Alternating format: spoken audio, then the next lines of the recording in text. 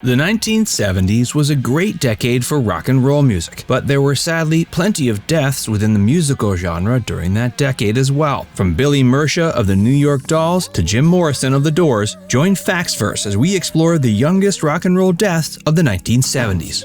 Billy Murcia, 21. The first rock and roll death we'll take a look at is Billy Murcia, who was only 21 years old when he passed away in November of 1972. Billy was born in October of 1951 and rose to prominence for a short time before his death as the original drummer of seminal punk band New York Dolls. Billy attended school with fellow members Sylvain Sylvain and Johnny Thunders, and the three began performing music together in 1967. Though they later became known as the New York Dolls, they were originally called the Pox. Around the same time, the three also developed their own clothing business. Billy proved incredibly influential over the band's overall sound, even after his untimely death. It was Billy's drum beat that provided the foundation of the band's early works, which went on to define the band's sound after his death. Billy died in 1972 while the Dolls were touring England. The drummer was invited to a party one night after a show and ended up falling unconscious as a result of an accidental drug overdose. Others at the party found him unconscious and proceeded to try to force the passed-out musician to drink coffee to wake him up. While they might have had his best interests in mind, their attempts had the opposite effect. As the partygoers were trying to force coffee down Billy's throat, the drummer died of asphyxiation. Although he helped define the sound of the New York Dolls and played with the band during numerous early live shows, he passed away before the band recorded its debut album. That was released in 1973, with Jerry Nolan replacing Billy on drums. In Billy's honor, surviving band member Johnny Thunders wrote a song called Billy Boy. Today, the New York Dolls are considered one of the most important punk bands in music history.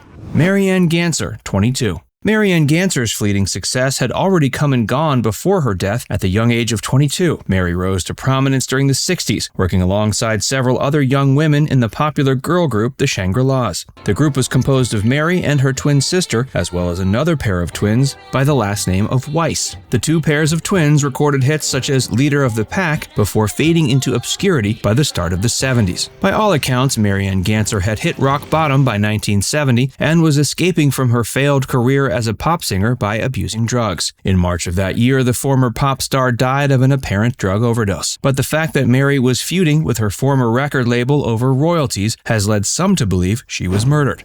Tammi Terrell. Tammi Terrell was a notable soul singer who achieved significant fame alongside fellow singer Marvin Gaye before her death in 1970. Tammy's death came after several years of health struggle, meaning the singer was struggling during most of her adult years. Marvin and Tammi recorded many duets together, with their most famous songs being Ain't No Mountain High Enough and I Heard It Through the Grapevine. By the time Marvin recorded his vocals for the latter song, the female singer had already fallen incredibly ill. Her ill health was first revealed to the public when the singer collapsed on stage towards the end of 1967. Motown Records, which was the singer's label, initially downplayed her health struggles for fear the truth might cause a ruckus. Years later, it was revealed the cause of her collapse had been a brain tumor. Following the collapse, Tammy's health continued to decrease considerably over the following few years, leading to her 1970 death. To keep up appearances, Motown Records had Marvin Gaye record over unused vocal performances of Tammy's. This is how the duo's release of I Heard It Through the Grapevine was created. Following the news of Tammy's death, Marvin Gaye was so distraught he refused to perform in any capacity for 3 years.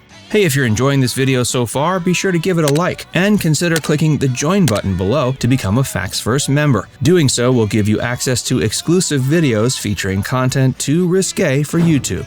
Jimi Hendrix, 27. From here on out, the rock and roll stars we'll take a look at are members of the 27 Club. That means they all died at the age of 27. The first one we'll look at is Jimi Hendrix, who died in September of 1970. Hendrix's death remains mysterious for a number of reasons. Many people believe there was foul play involved. Jimi Hendrix was at the top of the world when he passed away, having risen to prominence over the course of the 60s alongside his band, the Jimi Hendrix Experience. The band released several classic albums before his death, and their body of work is considered by many to contain some of the greatest rock and roll music ever recorded. Despite Jimi's immense talent and success, the legend had problems with substance abuse over the course of his short life. He was allegedly always on drugs and died as a result of an overdose. While it was certainly intoxication that caused Jimi to die, the fact of the matter is many are unsure whether his death was an accident, a suicide, or a murder. There's a good chance Jimi simply accidentally overdosed doing what he loved to do, which was ingesting copious amounts of mind-altering substances. But there are are many who believe there may have been some foul play involved. Some fans think Jimmy committed suicide because he had become disillusioned with his life of fame and excess. Others theorize the guitarist's manager killed him because he'd been making moves to get out of his overbearing contract. Either way, the results were the same. The world was deprived of Jimi Hendrix.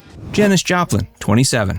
Janis Joplin's story and death are very similar to Hendrix's. However, Janis used only her voice to win over the audience, while Jimmy was better known for his guitar playing. Janis even passed away the same year as Jimmy, dying towards the end of 1970. Joplin was determined to have died from an accidental heroin overdose. However, as with Jimmy, many believe there may have been foul play involved. Unlike with Jimmy, however, there are few substantive theories as why foul play might have been involved. Janis certainly loved taking a lot of illegal substances just like Jimmy.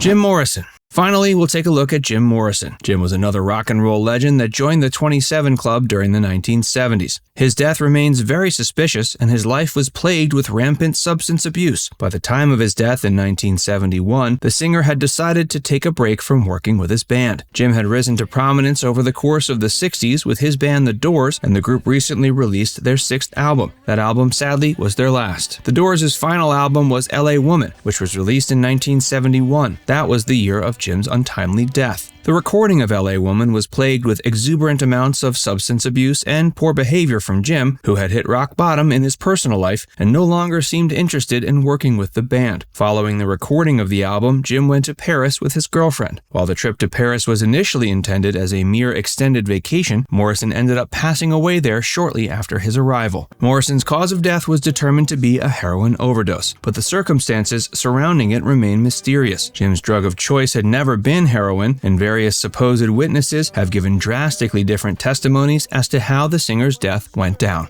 Now it's time to hear from you. Who was your favorite of these young stars who died too early? Let us know in the comments section below. And before you go, make sure you give this video a like and subscribe to Facts First if you haven't already. Click the bell icon to stay updated on all our latest content.